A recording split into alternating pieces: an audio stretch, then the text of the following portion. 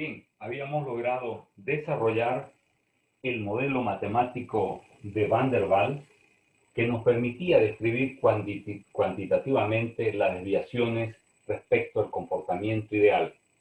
Y se había logrado desarrollar este modelo matemático que viene a ser la ecuación de Van der Waals para los gases reales. Ahora, a este modelo matemático Van der Waals le realizó un examen analítico a su ecuación encontrada.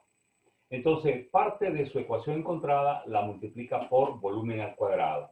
Entonces, aquí multiplicamos por volumen al cuadrado, nos queda P por B al cuadrado. Al multiplicar por volumen al cuadrado, se va a volumen al cuadrado, nos queda A. Cuando multiplico cualquier variable por una multiplicación de factores, basta multiplicar un solo factor. En este caso, hemos multiplicado este factor de acá. Y E de T por volumen al cuadrado. Luego hacemos la multiplicación de estos factores, ¿no? Entonces, P por B al cuadrado por B, PB cubo. PB al cuadrado por menos B, menos PB, B cuadrado. A por B, AB. Más A por menos B, menos AB. Este lo pasamos a este lado acá, menos RTB cuadrado igual a 0. Ahora, vamos a multiplicar toda nuestra ecuación por 1 sobre P. Aquí se nos va P, aquí se nos va P, dividimos entre P, dividimos entre P, dividimos entre P. Y vemos que tenemos volumen al cuadrado y ambos precedidos por el signo negativo. Entonces lo que vamos a hacer es factorizar y tendría volumen al cubo menos, estamos factorizando el volumen al cuadrado, que me queda B más RT sobre P, después me queda más A sobre P por B menos A por B sobre P. Si nosotros observamos detalladamente, vamos a ver que tenemos un polinomio de tercer grado, ¿no? La variable al tercer exponente, a la potencia 3, la variable a la potencia 2, la variable a la potencia 1 y el término independiente, que es la variable a la potencia 0. Entonces estamos ante una función polinómica de tercer grado o lo que también nosotros llamamos una función cúbica. Si nosotros graficamos cualquier función cúbica, ya sea f, por ejemplo, f de x igual a x al cubo, vamos a ver que, por ejemplo, la ecuación de la línea recta, que es una función lineal, corta al eje de las x, ¿ya? O a las abscisas en un solo punto. La función cuadrática corta al eje de las x en 2 puntos. Pero una función cúbica cortaría al eje de las x en 3 puntos, 1, 2 y 3. Entonces, si nosotros graficáramos matemáticamente esta ecuación desarrollada por Van der Waals, estaríamos ante una función cúbica. Pero esto es un planteamiento matemático y lo que hace Van der Waals ahora es hacerle un análisis termodinámico para ver si efectivamente este comportamiento matemático estaría de acuerdo al comportamiento termodinámico. Para ello hace lo siguiente Van der Waals. Veamos. Vamos a trazar un sistema de coordenadas, presión versus volumen, ¿de acuerdo? ¿Qué significa? Como tenemos tres variables que son presión, volumen y temperatura, vamos a dejar la temperatura constante. Vamos a partir del punto A. ¿Qué significa el punto A? Que tengo un gas altamente comprimido. Si lo observamos como si tuviéramos en un pistón, lo tengo bastante comprimido, por lo tanto tengo... vamos a suponer, perdón, tengo un volumen que, van a disculpar, es un volumen expandido, no comprimido. Entonces tengo un volumen bastante expandido, un volumen bastante grande y lógicamente su presión es bastante menor. Entonces un volumen bastante expandido.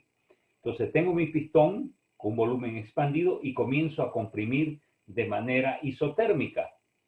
Entonces cuando hace este experimento Van der Waals, con un gas, con otro gas y con todos los gases, cuando los comienza a comprimir, se da cuenta que al llegar a un punto que denomina punto B, de repente la presión se mantiene constante hasta llegar al punto C. Lógicamente hay una gran disminución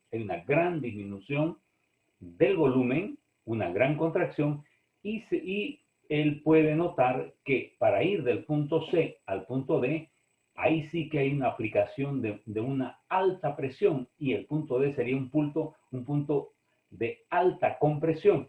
Y él experimenta que al aplicar una alta presión lo que logra es una disminución infinitesimal del volumen. Entonces Van der Waals tiene que aclarar, tiene que explicar termodinámicamente qué es lo que está pasando para que sea este comportamiento. Porque fíjense, nosotros tendríamos acá, con las líneas punteadas, sería una función cúbica, ¿no? Esta no sería, gráficamente sería la representación gráfica de la ecuación de Van der Waals.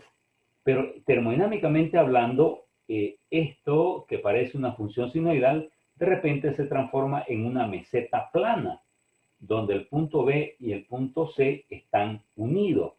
Entonces, tiene que haber una explicación de Van der Waals. Para poder entender esto, veamos lo siguiente. Cuando estamos en A, un gas altamente expandido que tiene un alto volumen, estamos hablando de un sistema gaseoso donde las moléculas están, diríamos, están libres, son moléculas libres, porque están en el estado gaseoso. ¿Qué es lo que sucede cuando comenzamos a comprimir?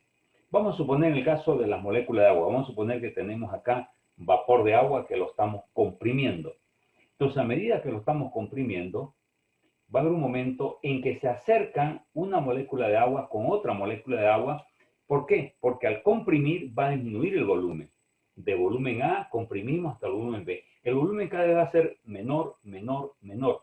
Al ir disminuyendo el volumen, la distancia entre moléculas cada vez es menor, hasta que va a llegar un punto en que esta molécula de agua va a estar cerca de esta molécula de agua. No nos olvidemos que la molécula de agua es una molécula bipolar. El oxígeno es electronegativo y los hidrógenos son electropositivos. De repente está cerca de otra molécula de agua, que lógicamente también es bipolar. El oxígeno es electronegativo y los hidrógenos electropositivos. Entonces es como cuando nosotros tenemos dos imanes que lo vamos acercando, uno positivo, el lado positivo versus, o está frente al lado negativo. Lo vamos acercando, acercando, acercando, acercando. Al ir acercándolo, estamos ejerciendo una presión, pero de repente están tan cerca la distancia que sin necesidad de hacer presión hay una atracción y el polo positivo se une con el polo negativo. Entonces va a llegar un momento en que hemos comprimido que la distancia está tan corta que la electropositividad de este hidrógeno ya es fuerte para unirse con esta electronegatividad del oxígeno. En ese preciso momento en el cual esta molécula de agua se une con esta otra molécula de agua por este enlace que se llama estas fuerzas de interacción, que son los enlaces fuente-hidrógeno o las fuerzas de Van der Waals, en ese preciso momento, cuando tenemos dos moléculas de agua, comienza un cambio de fase. ¿Qué significa? El gas comienza a cambiar de fase o comienza a condensarse o lo que también se llama comienza a licuarse. Entonces hay una licuación del gas. El gas se vuelve líquido. Entonces desde el punto B hasta el punto C, la distancia estaba tan corta que sin necesidad de ejercer presión, automáticamente las moléculas comienzan a unirse. Entonces el hidrógeno se une con el oxígeno, porque uno es electropositivo, el otro negativo. Este hidrógeno se une con este oxígeno, este hidrógeno con este oxígeno, y comienzan a unirse. Al unirse, lógicamente hay una gran contracción del volumen, hay una gran disminución del volumen que aquí se observa. Del volumen B disminuye grandemente hasta el volumen C y la presión se mantiene constante porque ya las fuerzas de interacción son suficientes para atraerse entre sí y ya no necesitan una presión externa.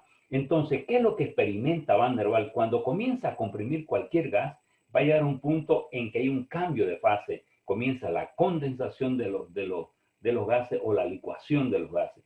Entonces, desde el punto B al punto C es un cambio de fase. En el punto B tendríamos nosotros 100% gas, 0% líquido. Al ir avanzando, comienza a aumentar la fase líquida y disminuir la fase gaseosa hasta llegar al punto C. En el punto C tendríamos nosotros 100% líquido y 0% gas. Entonces, ahí comienza otro problema para Van der Waals.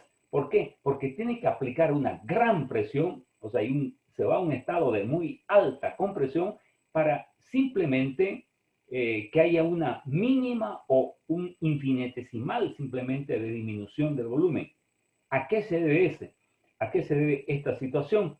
A que cuando ya estamos en el punto C, estamos ante un líquido.